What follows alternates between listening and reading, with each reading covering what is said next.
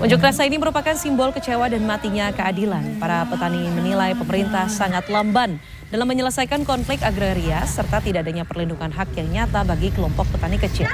Mereka menuntut pemerintah segera menetapkan masalah agraria ini sebagai kategori darurat nasional. Mereka juga menyoroti ketimpangan kepemilikan lahan, di mana tanah sebagian besar dikuasai oleh korporasi dan perseorangan, bukan oleh petani kecil.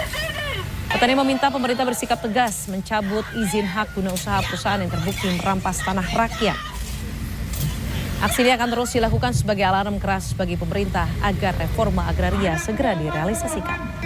Justru mereka yang dipidanakan. Hari ini kami datang itu untuk menuntut kepada pemerintah, dalam hal ini tentu saja kepada DPR RI sebagai perwakilan rakyat. Ada 9 tuntutan sebenarnya yang kami tuntut.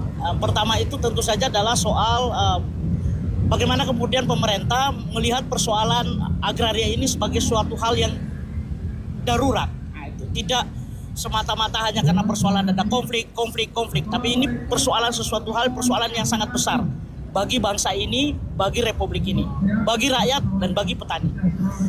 Ada hal yang paling penting kita ketahui bahwa kalau kita bicara soal kepemilikan tanah, maka hampir 90% kepemilikan tanah itu lebih banyak, 90% tanah itu dikuasai oleh segelintir orang. Bahkan kalau kita menghitung berdasarkan data, 0,5% petani kita hanya punya luasan tanah sebesar 0,5%. Sehingga ini yang menjadi problem utama. Sehingga kami hari ini datang bersama dengan kawan-kawan petani itu untuk menuntut satu, karena hampir semua petani yang datang ini adalah yang berkonflik dengan pemilik HGU, izin konsesi yang berada di wilayah penguasaan kawasan hutan. Nah, yang kami tuntut itu adalah pencabutan izin mereka.